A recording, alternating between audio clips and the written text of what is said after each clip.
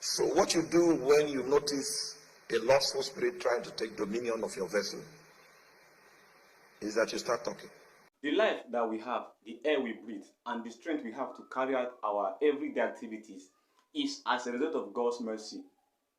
It's a call this morning that you live your life in order to please God and for His glory. Thank you, and God bless you. Masturbation for years now. I've tried so hard, spoken to people, but I still engage in it, and it's really affected me. And this is so important because I've had to pray for a sister at some point.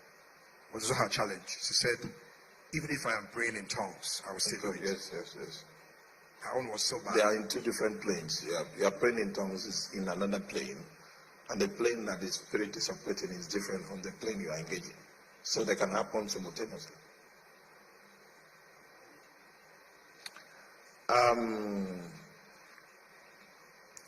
First of all, we need to know a few things. Lust needs to work with your mind. Speaking, your speaking has more authority than your thinking. If I ask Theophilus, do follow my instruction, okay? Count from 1 to 10 in your mind. Just do anything I tell you to do. Have you started? What's your name? When did you stop counting? Okay, you stopped counting at 8. The moment you started talking, you stopped thinking. Do you notice that? It means that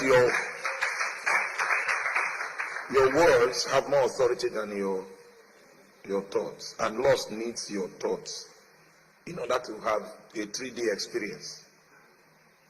So what you do when you notice a lustful spirit trying to take dominion of your vessel is that you start talking. Start talking. Keep talking. Keep talking. Keep talking. The spirit will not be able to find a place. So that's level 1. Masturbation and unclean spirits, they are on level 1. There are higher spirits in the kingdom of darkness than those levels. This one, if you keep talking, don't be discouraged, just be talking. Be speaking the word of God, just be speaking it. You will weary the spirit. You can't get your mind, it doesn't have a platform. Praise God. Now, so let me call this first aid, right? Yeah, this first aid. So once the spirit can't get your mind, then you use your will against what the spirit wants. At first, it will be difficult, but eventually it will become easy, and then the spirit will know it doesn't have any premise around your life. So there are two things: you speak and you turn your will away. That's all with that. Now, so let me also add. Now, beyond these things you can do, what is the place of deliverance in that scenario? This is self-deliverance.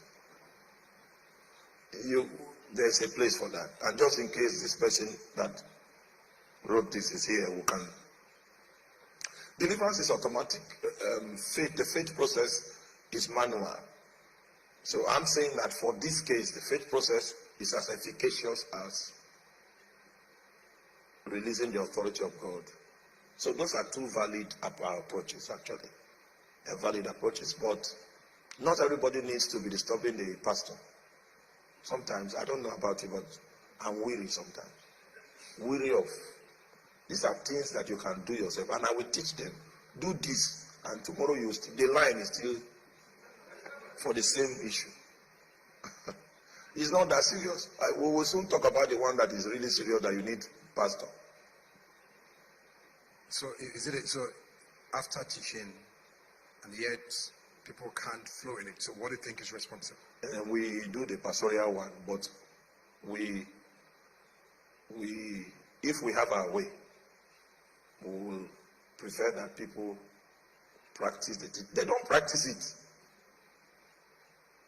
They don't practice it. If you start praying, for instance, you don't need any education. And if you start praying, for instance, you will know the experience of mounting up with wings.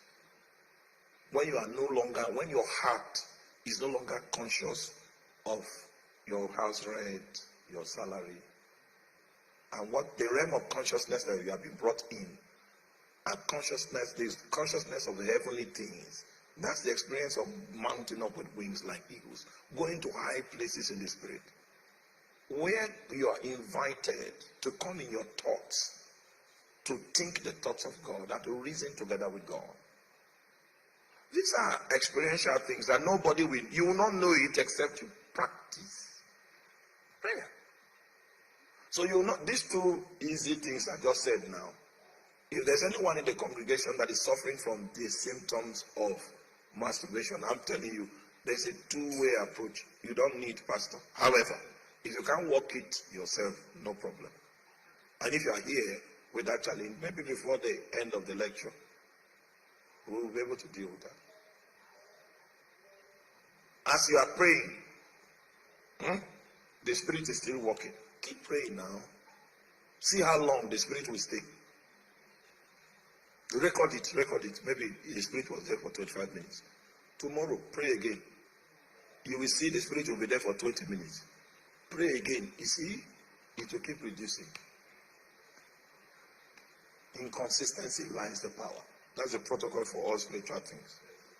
A quick evaluation. If you can look through your life over time, in the place where God has placed you, or He has given you opportunity to carry out your daily endeavors, how have you been expressing God to the people around?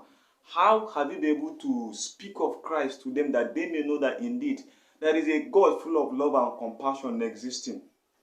So take it upon yourself that the truth you just listened to this today, you will begin to apply it in your life, and then we trust God that you will begin to conquer every place God has given unto you for His glory. Thank you for staying to this time around. If you are new to our channel, subscribe, and don't forget to like and share the video you just watched.